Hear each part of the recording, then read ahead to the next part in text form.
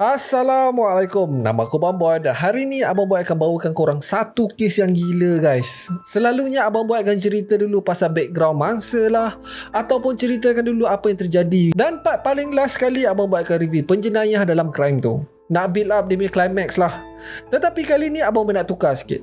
Abang Boy akan review dulu penjenayah yang bertanggungjawab. Selepas tu Abang Boy akan ceritakan apa yang terjadi. Nama mamat yang Abang Boy maksudkan adalah Bryce Rhodes. Bukan apa geng, crime yang dilakukan oleh mamat ni pada Abang Boy biasa sangat. Yang interestingnya adalah sesi perbicaraan yang macam sarkas, berpusing-pusing. Korang just bayangkan ya, crime ni dilakukan pada tahun 2016 dan sehingga ke hari ini guys, perbicaraan dia ni masih tak settle-settle. Tetapi sebelum tu jangan lupa share, like dan subscribe supaya korang tak terlepas video yang akan datang. So tanpa membuang masa, let's roll the intro.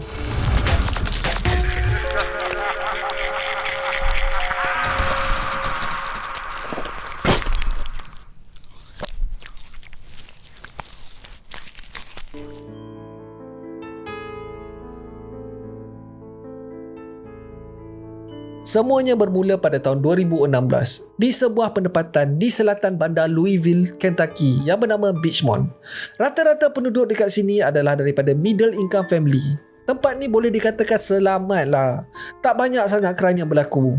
Tetapi semuanya berubah akibat seseorang yang acah-acah nak jadi rapper dan juga budak-budak baru nak up dan nak jadi cool. Memperkenalkan Larry Otway yang berumur 14 tahun dan juga abangnya Morris Gordon yang berumur 16 tahun. Kedua-duanya tinggal bersama ibu mereka. Dua orang adik-beradik ni sebenarnya adik-beradik tiri, tetapi diorang punya rapat tu lain macam. Semua benda diorang buat sekali. Pergi sekolah sekali, melepak sekali. Dan yang paling bestnya, walaupun si Morris ni 2 tahun lebih tua, diorang berdua masuk dalam kelas yang sama guys. Tak tahulah sistem diorang ni macam mana. So si Larry ni adalah pemain American football dan pelajar cemerlang. Dan abangnya pula bercita-cita menjadi ahli muzik dan producer. So kedua-duanya tak ada masalah langsung dekat sekolah. Tak pernah dibuli dan antara pelajar yang popular dekat sekolah. Mereka berdua sepatutnya menamatkan zaman persekolahan diorang ni pada penghujung Mei 2016 dan diorang berdua nak plan melanjutkan pelajaran diorang di kolej tempatan. Tetapi semuanya berakhir beberapa hari sebelum tu. Pada hari Sabtu 21 Mei 2016, dua orang adik-beradik ni mengatakan kepada ibu dia diorang nak keluar kejap. Diorang maybe akan balik pada lewat malam. Itu adalah kali terakhir mereka dilihat hidup. Pada keesokan paginya, dua mayat yang rentung telah dijumpai di laman belakang rumah sebuah rumah kosong. Lebih kurang 16 km daripada rumah diorang. Mayat tu ditemui tanpa ada dokumen pengenalan diri dan keadaan mayat tu pula separuh terbakar. Walaupun macam tu, forensik berjaya melakarkan wajah mangsa. Gambar lakaran tu telah diedarkan kepada penduduk sekitar. Tak ada seorang pun yang kenal siapa sebenarnya mangsa ni. Later apabila mayat tu dihantar ke Jabatan Forensik, mereka mendapati yang kedua-dua mangsa ni telah dipukul dan ditikam di tempat lain dan mayat mereka kemudiannya dibawa ke tempat kejadian dan kemudiannya dibakar. Berkemungkinan untuk melupuskan bukti. Cuma problemnya adalah mayat tu tak habis dibakar tau. TV telah menyiarkan lakaran kedua-dua mangsa dan seorang cikgu secara kebetulan sedang menonton TV pada masa tu. Dia macam perasan muka lakaran tu. Itu adalah student dia. Terus dia call mak kepada budak berdua tu dan bagi tahu apa yang terjadi. Hoi, kelang kabut mak dia pergi ke balai. Mak dia terkejut gila bai. Anak dia tak pernah ada masalah dengan siapa-siapa pun. Happy go lucky je sepanjang masa. Tetapi apa yang polis dapat tahu daripada saksi-saksi lain pula ceritanya. Kedua-dua budak ni sebenarnya telah menyertai satu kumpulan gangster, satu cabang daripada Blood Gang yang diketuai oleh Bryce Rhodes. Saksi mengatakan yang Larry dan Morris keluar pada malam tu bersama-sama dengan beberapa lagi kawan menuju ke rumah Bryce. Later dalam satu sesi interview, mak kepada budak berdua ni mengatakan yang anak dia join geng tu hanya semata-mata untuk nampak cool je. Dorang berdua tak pernah ambil dadah, apatah lagi mengedarnya. Itu menurut maknya lah. Tetapi setahu Abang Boy lah, untuk join geng-geng ni, dorang perlu buat sesuatu untuk melayakkan diri dorang untuk menjadi ahli. Ada yang dipaksa mengedar dadah, ada juga yang dipaksa untuk membunuh geng lain. Terma yang dorang gunakan adalah put in works. Menurut maknya lagi, ada kemungkinan yang kedua kedua beradik ni takut untuk membunuh. Dan disebabkan ini, mereka berdua telah dibunuh. Mungkin jugalah sebab ramai kawan-kawan kelas diorang ni describe kedua-dua adik-beradik ni sebenarnya agak nerd. Study pun tak ada masalah. So diorang mungkin nak join geng tu hanya semata-mata untuk nampak cool je kot. Menurut saksi, kedua-dua adik-beradik ni dilihat bersama dua orang lagi rakan remaja yang bernama Anjuan Carter berumur 15 tahun, Jacori Taylor 17 tahun dan seorang lelaki yang berumur 25 tahun, Bryce Rhodes. Menurut penduduk sekitar, Bryce ni selalu sangat ronda-ronda di penempatan tu dan angkut budak-budak remaja untuk mengikutnya. Memang modus operandi diorang ni untuk rekrut remaja bawah umur sebab senang nak gula-gulakan diorang.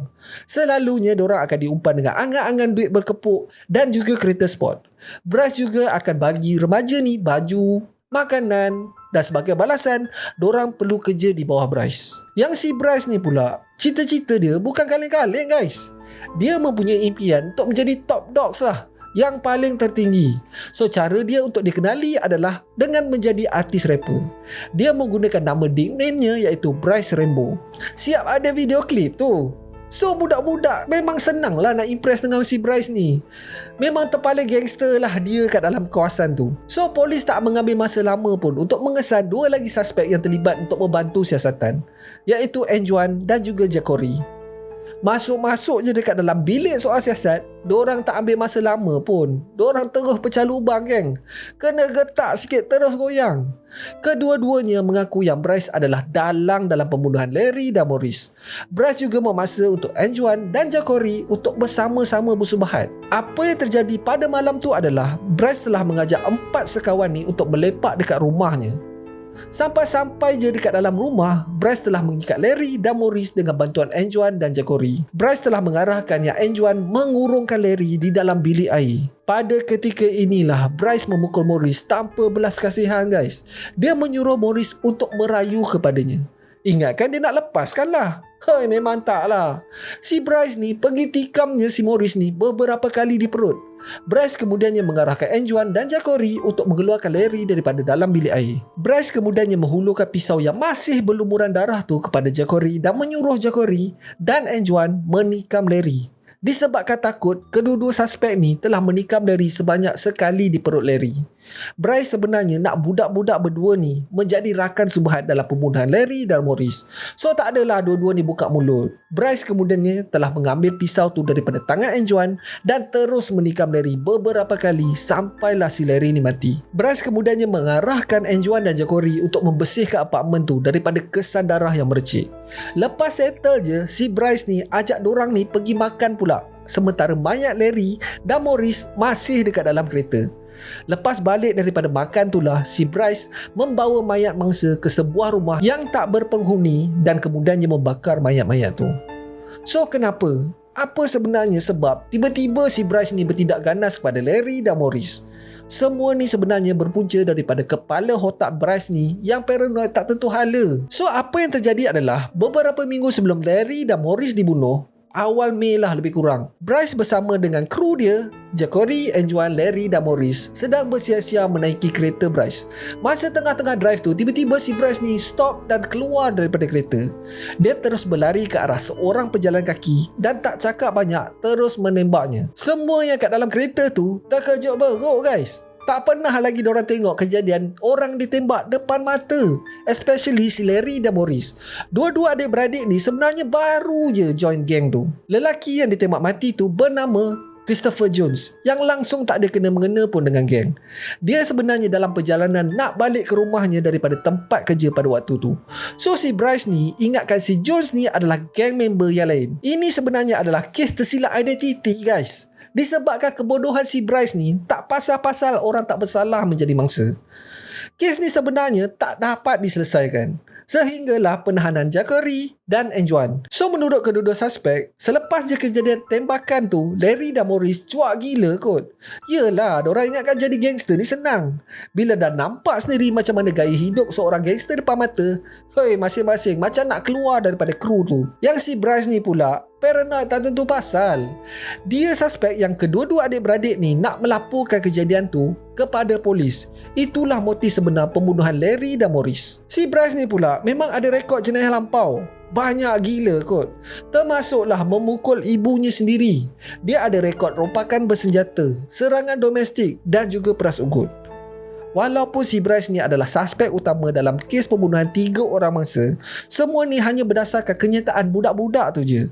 Itu je, tak ada bukti yang betul-betul dapat mengaitkan Bryce dengan jenayah yang berlaku.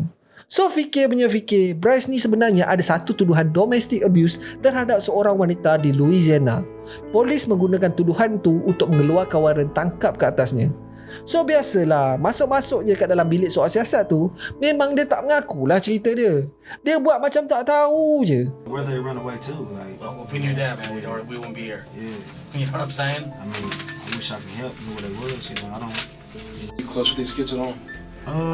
They cool. We play basketball. I'm cool with a lot of people. Did you hang out with them on a regular basis? They was cool. Yeah, we hung out different times. You know, different times. I need a lawyer, man. If you gonna keep all in my face, I need a lawyer. I don't want to say, you know, I'm tired of y'all questioning about something. I don't know where y'all getting at. You know what's going on. I just need a lawyer. I don't got nothing to do with nothing. If they did run away, I don't know where they're at. You know, I can't help you. I'm hurt. I don't know where they at. Ask their mother. Polis menggeledah rumah kediaman Bryce yang si Jackery dan Anjuan ni tak cuci betul-betul crime scene. Banyak gila kesan darah kering ditemui dekat dalam rumah. Polis juga menjumpai kesan bukti di dalam kereta Bryce yang digunakan untuk memindah mayat.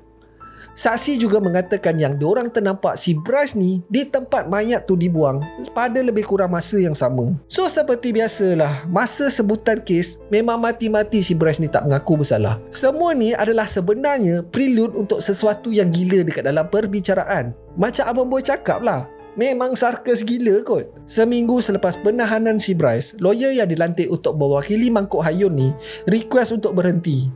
Sebabnya adalah lawyer tu sebenarnya adalah kawan rapat kepada nenek mangsa, iaitu Larry dan Maurice. Bryce of course lah tak happy dengan lawyer dia. Dekat dalam mahkamah tu juga, dia telah meludah lawyernya sendiri tau. Dia siap ugut kot. I see you when I get out. He says everything was calm, and then Rhodes spit on him. After Rhodes was led into the courtroom in his red jumpsuit, marking his protective custody, McLeod let him know how he felt about being spit on. Nice cheap shot. You a coward. Nice cheap. You a coward. I'll see you when I get out.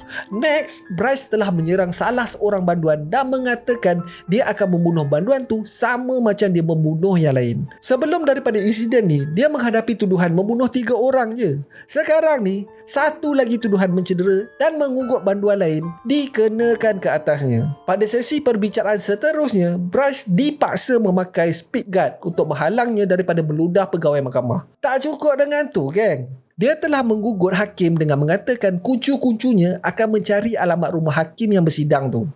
Hoi, gila, Mat. Memang hati kering tak ingat. Are you done? No, I'm done. You've been charged in the 4th degree. I'm going to keep talking because I don't want to have to see you back here for this. What you think? Where you live at? What you think at? None of that. I ain't do. So you're saying you're going to find out where I'm out? None of that. You got something? I'll be out. Okay. Yeah, You've been charged I know with assault in the 4th degree, minor injury, terroristic threatening in the 3rd degree, with physical contact. New charges. I'm entering a plea of not guilty on your behalf. Would you like me to read the arrest warrant to you? No, I'm not guilty. That was a threat against the court. I think that I'm asking the county attorney's office to take that into account and consider what to do with that. Tuduhan dia ni menjadi makin banyak. Bryce cuba sedaya upayanya untuk menjadi Mangkuk Hayun sepanjang penahanannya. Dia memukul pegawai penjara, memukul banduan, mengugut pegawai mahkamah, even lawyer dia sendiri pun dia ugut nak bunuh. Serius kan? Mamat ni memang gila hardcore. Bryce juga telah mencuba untuk menggali lubang di dalam sel tahanannya. Ni kes banyak sangat tengok movie lah ni. Penjara konkrit kot. Ada juga yang mengatakan yang pegawai penjara daripada awal-awal dah tahu yang dia mengorek lubang tu. Tetapi diorang decide tak nak buat apa-apa. Diorang siap betting kot nak tengok sama ada si Mangkuk Hayun ni berjaya melepaskan diri ke tak. Tetapi semua ni hanya rumours je lah. Tak tahulah sama ada betul atau tidak diorang betting tu. Anyway, si Bryce ni telah menghantar surat kepada Jackery dan Anjuan yang berada dekat dalam penjara. Bryce menulis, "Rats get exposed." Maksud rat di sini adalah kaki report. Dan maksud expose di sini adalah sekiranya banduan penjara yang lain tahu yang Jackery dan Anjuan ni kaki report, dorang mungkin akan dibunuh. Kenapa si Bryce ni hantar surat tu adalah kerana si Jokowi dan juga Anjuan bersetuju untuk memberi keterangan melawan Bryce di mahkamah. Dan sebagai balasan, hukuman mereka akan dikurangkan. Oh, abang boy lupa nak cakap. Ada seorang lagi kru member si Bryce ni yang bernama Tyrion Coleman yang juga telah ditangkap atas kesalahan lain. Dia juga bersetuju untuk memberi keterangan melawan Bryce. Tyrion dan Jokowi menerima hukuman penjara selama 10 tahun. Dan Anjuan pula yang masih bawah umur telah dilepaskan dan dalam pemantauan selama 5 tahun. Dia kena pakai gelang kaki, geng. Kalau dia buat pasal lagi, dia akan dipenjara selama 20 tahun. Perbicaraan untuk kes ni dah mengambil masa 7 tahun, geng. Dan dalam masa 7 tahun tu, tuduhan demi tuduhan dikenakan ke atas Bryce. Antaranya adalah mencederakan banduan, mencederakan pegawai penjara, menghina mahkamah, mengugut hakim dan pendakwa raya, dan macam-macam lagi lah. Sampai ke hakim punyalah bengang, dia menetapkan yang kalau Bryce ni didapati bersalah, dia akan dihukum mati. Dalam masa yang sama, Bryce telah memecat semua lawyer yang mewakilinya. Bryce siap cakap yang hakim ada affair dengan pendakwa raya kot. Dia cakap yang hakim tu racist dan hakim tu adalah ahli Ku Klux Klan. Oh gila, geng. I don't know if y'all got some type of sexual relationship going on or what y'all got going on, but I'm definitely gonna speak my mind. Detective Catelli, I have no sexual relationship. Now I'm talking about you and a prosecutor over there, sir. Are you some type of racist? Or y'all got some type of sexual relationship going on? Which one is it? Or are you just wrong in everything that you made motion for? Are you a secret Ku Klux Klan member? No, sir, I'm Is that what you really are? Nope. Okay. So say less. On to the next subject. Say less. Korang tengoklah sendiri. Sampai ke peguam dia pun geleng kepala kot. Dia punya kurang ajar tu, dia siap buat flying kiss kot dekat family mangsa sambil tersenyum. But then another part of it is, if we have a concern, what's the alternative? Because then if we might get into a situation on the law where I'm supposed to weigh the pros and the cons. Ma'am, Look at me. ma'am, He keeps turning. ma'am, I told you once before. Let me please help you understand. Serius, memang sampah gila kot Mamat ni. Sampaikan ibu kepada Larry dan Morris tak tahan sangat, terus menyerang si Bryce ni di depan hakim. It was a violent split-second decision.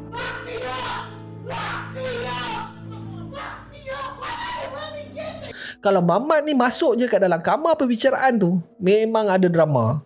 Sesi perbicaraan Bryce dijadualkan pada bulan Januari tahun ni. Tetapi peguam bela Bryce telah memfailkan pemeriksaan psikologi terhadap Bryce. Bryce acah-acah jadi gila pula dekat dalam sel tahanan. Kena tangguh lagi sekali, geng. Next perbicaraan dijadualkan pada hujung tahun ni. Serius, Abang Boy nak sangat-sangat yang Mamat sampah ni dijatuhkan hukuman mati. Dia telah cuba sedaya upaya untuk jadi paling annoying setiap masa. Hanya semata-mata untuk menangguhkan hukuman atas kesalahan membunuh 3 orang yang tak bersalah. So that's it for today, guys. Terima kasih sebab tengok video Abang Boy sampai habis. Kalau korang suka dengan video ni, Abang Boy sangat-sangat appreciate. Kalau korang boleh belanja Abang Boy 1 like, dan mungkin juga korang boleh consider untuk subscribe dan tekan bell icon tu supaya tak terlepas video Abang Boy yang akan datang. So akhir kata, jangan nakal-nakal, be awesome, stay creepy. Assalamualaikum.